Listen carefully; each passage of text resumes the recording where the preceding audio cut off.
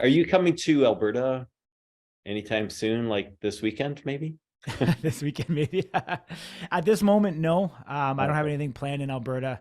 Yeah. But I know you guys have a show going on there. Yeah. That's Um, this weekend. So yeah, like I said, I mean, it's funny. There's a lot of people that have reached out to me from Calgary the last little bit, so I do got to make it out that way eventually here, but yeah. don't have anything in the works at this moment.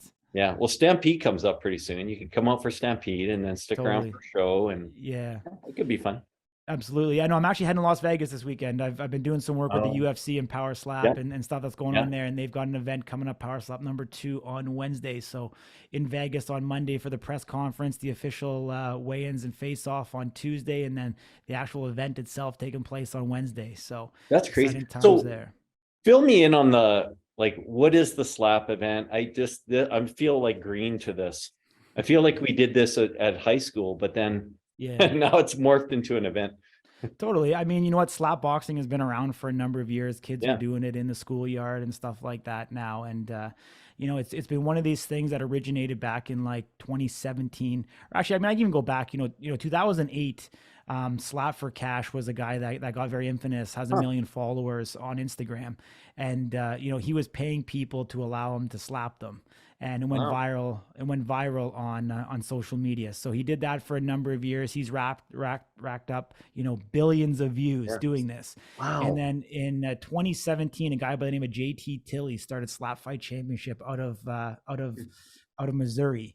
And so Wow. essentially what he did was he took this sport, created a set of rules, went to the governing body, which was the athletic commission, got it sanctioned, got it approved for gambling, and started producing events, back Wow. in 2017.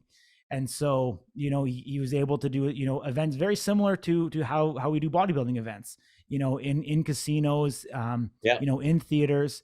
And then COVID hit, and he was forced to adapt his business model online, go to undisclosed locations because the venues were shut down, and he wasn't, allowed to be able to have these type of events.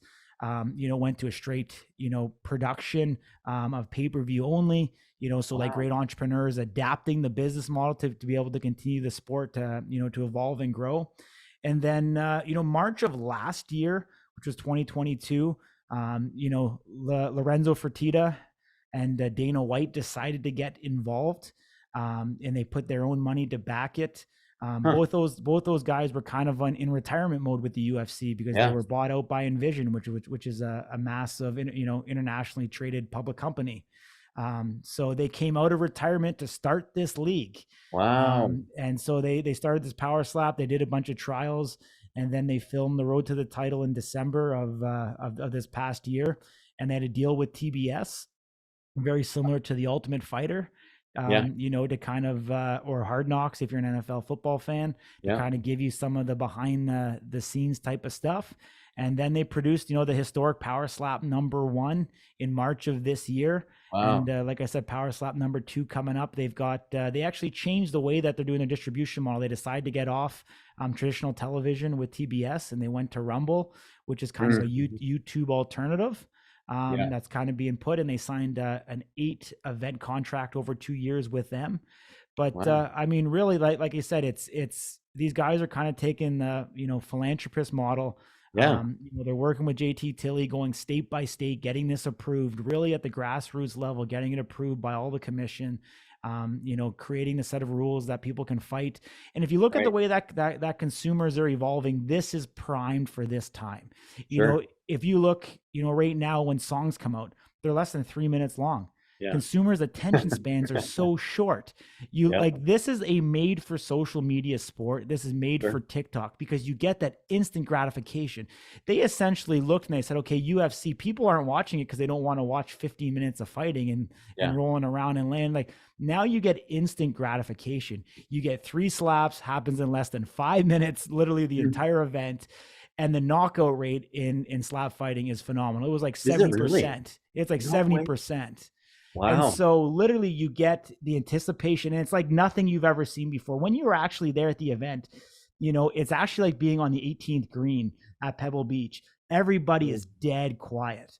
And Yeah. then Yeah. that slap happens and everybody erupts and cheers. It is That's awesome. insane. And Yeah. so yeah, like of the actual 10 events, I think 7 of them ended up in knockouts. So it's literally instant gratification in your face, you know, that satisfaction when you watch the way that they're producing this. It's absolutely incredible. They have the slow-mo and you see the, you know, the dysmorphia of the face and the way the slap is being done and the camera angles and the production and, you know, unlimited budgets with the UFC and the way that they're doing this. So it's really an incredible, you know, time to be alive when it comes to this. And to be quite frank with you, like the reason why I got involved with this is that, you know, obviously being a promoter in the bodybuilding space, you know, I've always looked at other industries and pulled other information. I looked at Broadway and what do they do for entertainment? What does Cirque du Soleil do for entertainment? And how can I adapt, you know, certain characteristics from those shows and put them into a bodybuilding event? And I mean, I look at Dana White as being the best promoter of all time.